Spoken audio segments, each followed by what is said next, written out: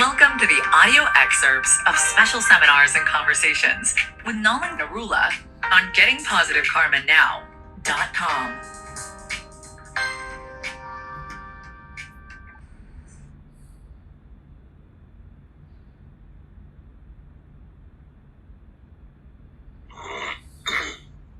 How many of you can remember back to the time when you did your Reiki 1? And at that time when we told you about recall and cancel, what did you experience? Absence of negative thoughts. So now why are the negative thoughts coming up again? No. After the 7th, 8th, 10th day, it became very less. It was almost absent. You did maybe 2 or 3 recall and cancels in a day. But now, why is it increased?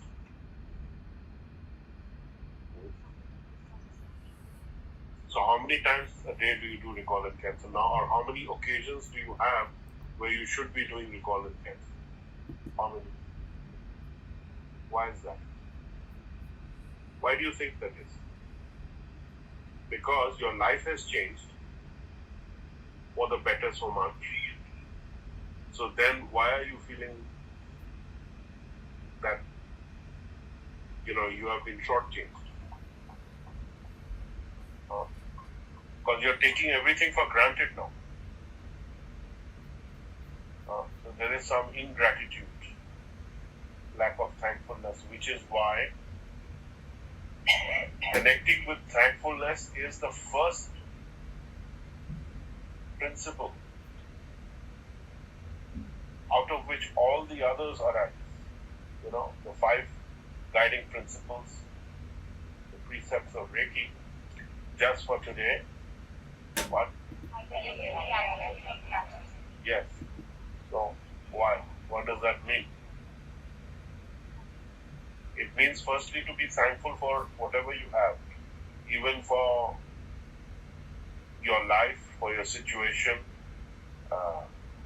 wherever you are, for your body, whatever state it might be. Because you do have the body, which is the vehicle for you to be able to heal your karma. So unless you connect with this on a daily basis, you are going to become more and more dissatisfied with healing. You are going to become offensive towards healing, and that will take you away from the protection of the healing energy. So it's extremely important for you to connect with thankfulness as much as you can, not as a theoretical thing. It has to be with the understanding, why are you thankful? Examine this. Why is it necessary for you to be thankful? When you do not understand the essential aspects of being thankful, you are going to be ungrateful, you are going to be unhappy, and then you are ultimately going to say, healing didn't work.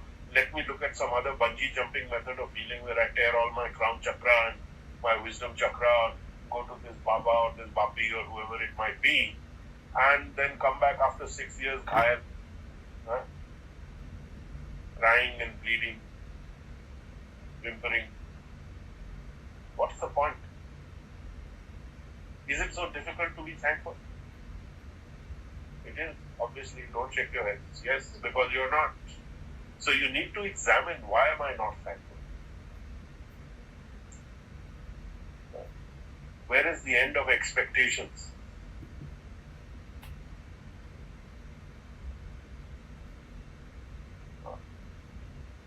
We say that, it's all right to have unreasonable healing requests. Not a problem. But to expect that they should instantly manifest or manifest at all, that is not reasonable.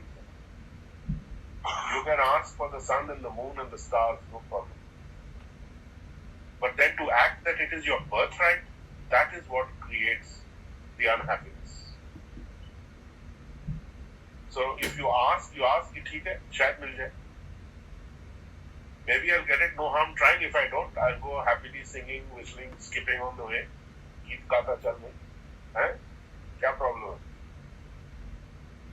But से कि नहीं, क्यों नहीं आया, आना चाहिए था, very bad, so sad,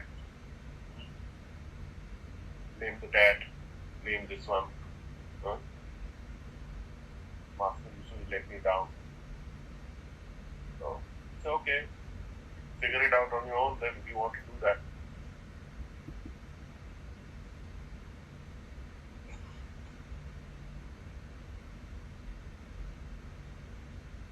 So the key thing is to be appreciative of whatever there is in front of you, either as an opportunity to do healing in the positive sense or as an opportunity to do healing to give you relief from any pain or pressure you might be feeling. So in all situations you are grateful. And this is something you need to understand deeply. I think people don't understand the meaning of the word grateful. They think it is lip service, thank you, Delhi में बड़ा चलता है social thank you, darling, 5 feet away, oh hello darling, this or that. This, what is this? It's only a social convention. If you are looking at gratitude and thankful, oh thank you, actually you cannot thank the energy, you cannot thank Dr. Mikao Yusui, you cannot thank the healing masters, because what they are doing for you, it is impossible for you to understand. I remember I told my spiritual master, I was thanking him. He said, "Why? What are you thanking me for? You can't thank me." I said, "What do you mean?" He says, "There is no thanks you can give for what I've given you. So don't think that, okay, thank you, now my debt is over or I'm okay." That was the background, I think, of what he meant. That by saying thank you, okay, transaction completed, and now everything back to normal. He says, no, it can never be that. Because what you get is something which is not fathomable. You can't contain it in the limited cup of your mind. You go and dip in the ocean with one cup and say, I've captured the ocean. No, you can't. You have some taste of it, you have some equivalency of it, but the vastness of the ocean you can never catch. So that is what you need to connect with. That the grace that's coming to you from Master Yusui is like an ocean of mercy that is coming. Okay? And you can't really comprehend. So at least at the very minimum, understand the points that why you need to be thankful for what's available to you, even though you may be in the most difficult situation. So if you connect with this every day, even few times in a day, you'll suddenly find not only are you in a happier state of mind and frame of mind, but you are seeing things differently and you are responding differently, and your life is also becoming more and more smooth.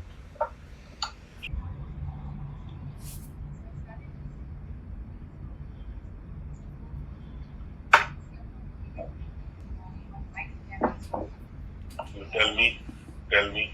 So what does a cat do? Where is the cat attracted to? Then,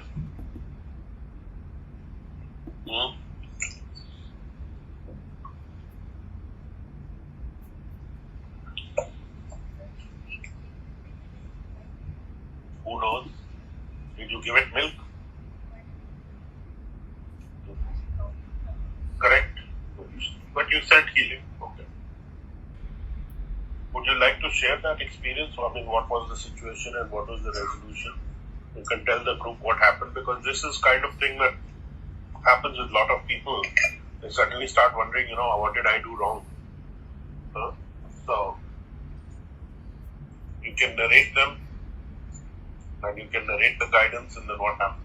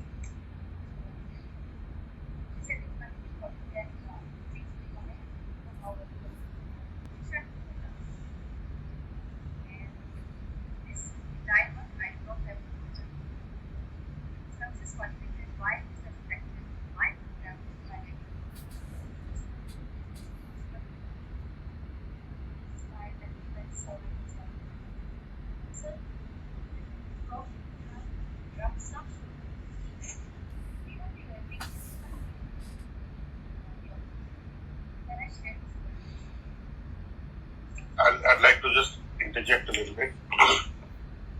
She told me that I talked to my immediate boss and he said he would give me some work, but then he didn't. And then she phoned up his office and she asked the person that I haven't got my schedule for this month or this whatever it is. So then the person at the back, somebody asked, who is that? So then they told me, usko bolo abhi kuch nahi hai. So she said, somehow my bosses got it in for me, but I don't remember what I did wrong. So I said, think about your behavior with your boss. So she narrated some conversation. So I said, what do you think the other person is going to look at you when you talk like this? What is his impression going to be? Okay, I don't know. So I said, you come across as very snooty, and you come across as, somebody who's going to, who's beyond or above this person, although he's your boss, and you may be doing this work just because you feel like doing it and you're not really committed to it. There's no commitment. So then she thought, she said, no. So I said, then you've upset somebody. Then this whole story came of her ex-boss and how she went. Then go ahead, tell them the rest. No, what did I tell you? You didn't think of it, I told you. See how you rewrite everything. Huh?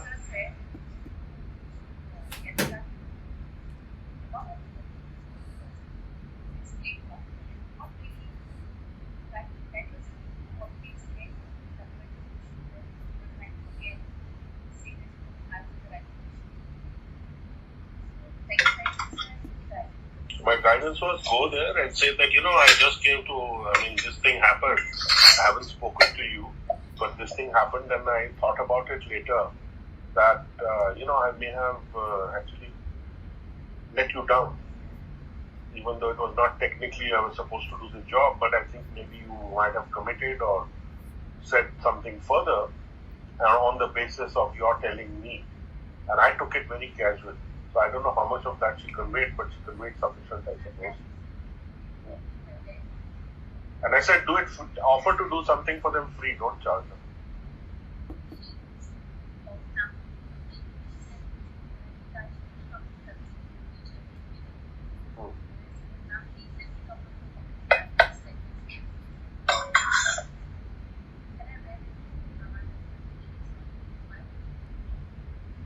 So you see, there is a difference when it's difficult sometimes to connect with what I have done wrong because I think, somehow the universe is punishing me.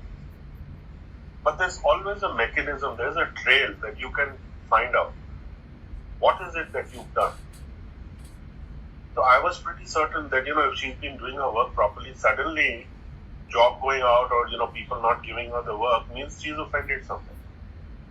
So then luckily she could figure out that, yes, I probably have offended this one. But the more difficult thing is to acknowledge and accept it and then to rectify it, which is what she did. Now that is something which a person who's not a healer may not have done. So I asked, I said, you're not dependent on this job, so you're taking it very casually and there's no commitment. And this is what the people are seeing. This is the message that you are sending to the universe. So you will get a reaction accordingly. If I was your boss, I would not give you any work at all because you're not committed. You are, coming as a very high-flying social type, well-dressed, little snooty, अपना T है थोड़ी सी kind of person. तो वो तो कहेगा अपने आप को सोचती क्या है? कहेगा ना वो.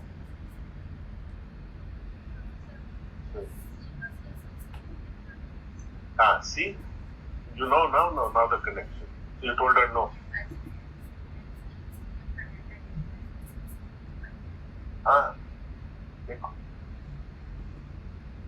So, you need to understand, what works for other people's ego is also working for your ego. If you are upset about something in that situation, the other person is likely to be upset and possibly take some action also under the, in a political way that you don't come to know it's directly their action.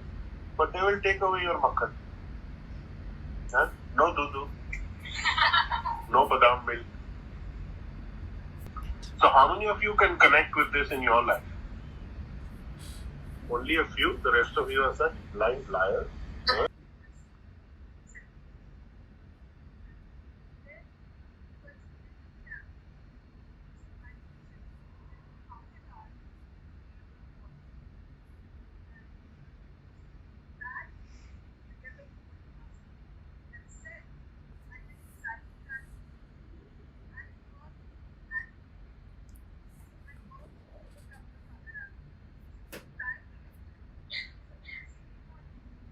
That was on the 31st of January, I think.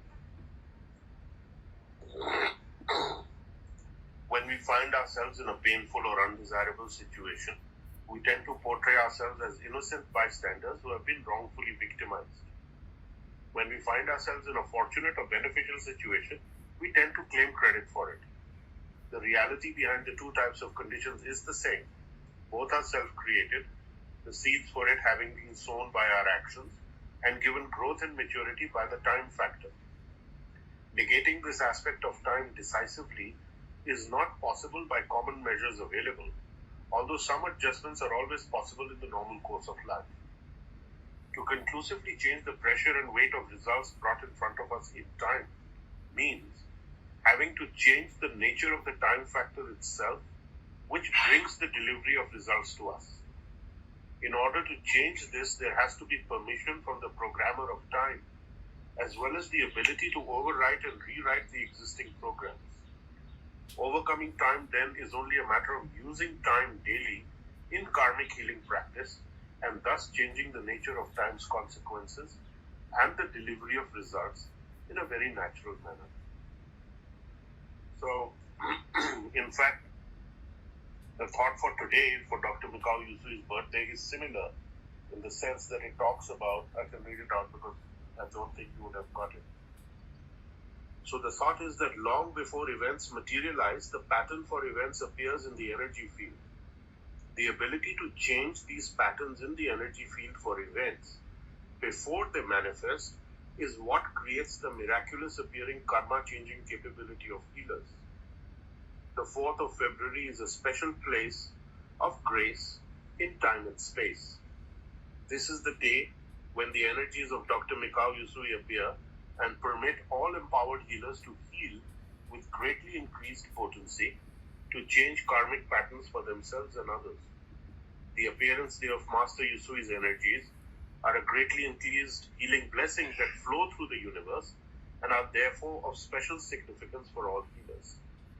We celebrate this day the descent of unconditional liberating divine grace descending through Master Yusui, and give humble thanks for these life-changing, protecting, and healing blessings coming to us all.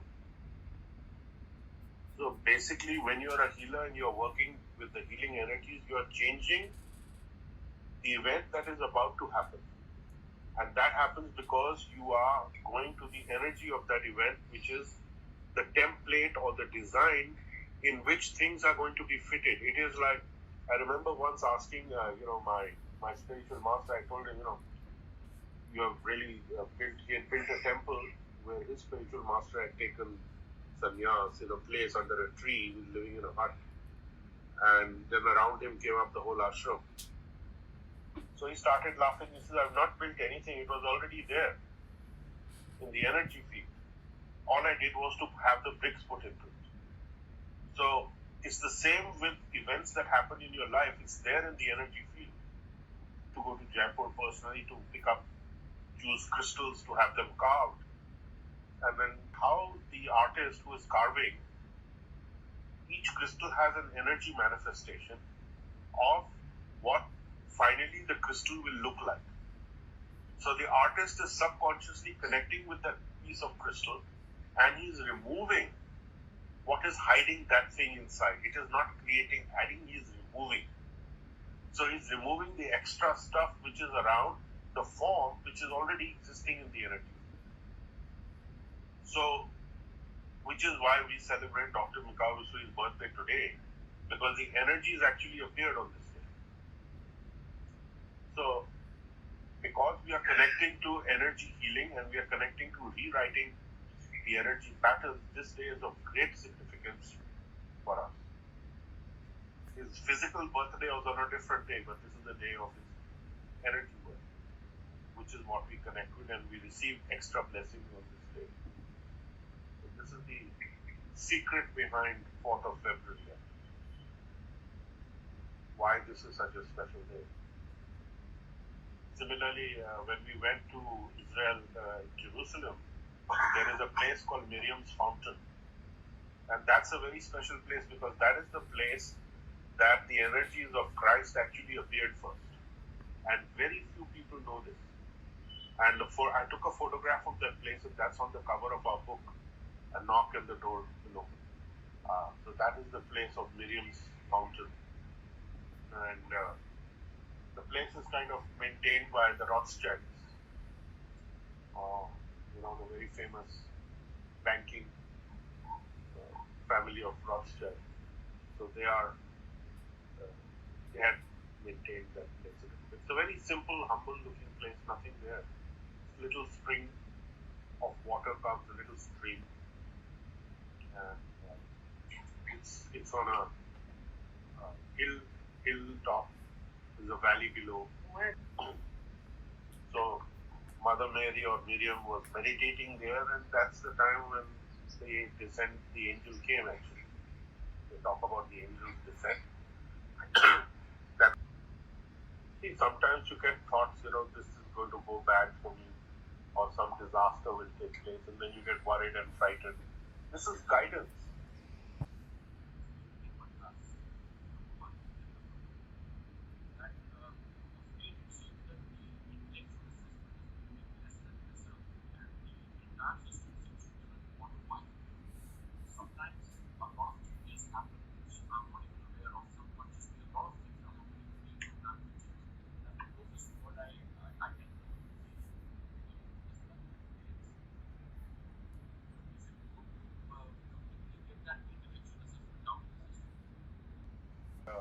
Explained one aspect of this to one of our students not too long ago.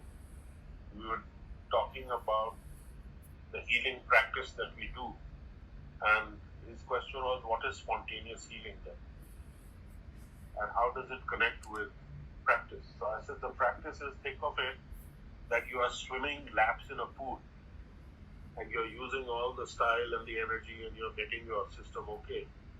And then now you're suddenly floating in a river, which is carrying you somewhere. And the technique that you have is just keeping, little bit is required, it's automatic because now the flow is pushing. So that's the difference between, the spontaneous aspect and the technical aspect. You need the technical, but ultimately it's all about the spontaneous one. So you're flowing spontaneously. This is a symptom of spontaneous flowing with the energy, of being in harmony, in tune with what's around you, which is actually the goal of all healing, to be in harmony with the universe, internally as well as externally, and suspending critical evaluation in favor of connecting with reality directly, that direct perception aspect, that is the samadhi. That you are now touching reality directly.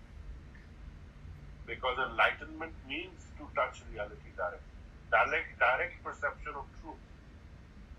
The direct perception of whatever is there in front of you. There's no words, there's no analysis. You know it. You just know it. It's there. And it's not that you know it from a false ego sense that I know it. No.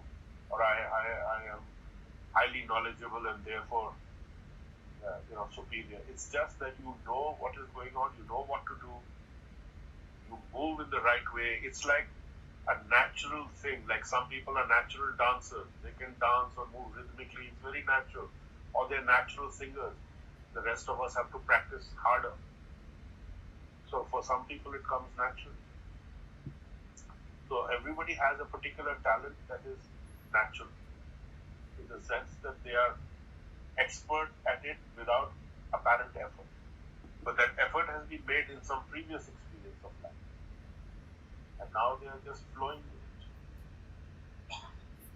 So if you have a talent that you admire but you're not very good at, well, practice. Don't feel bad that I can't sing that well, or I can't dance that well, or I can't do this that well. You practice if you are so impressed and interested in that thing. Ultimately, there's no substitute. There's a takeoff point. There's a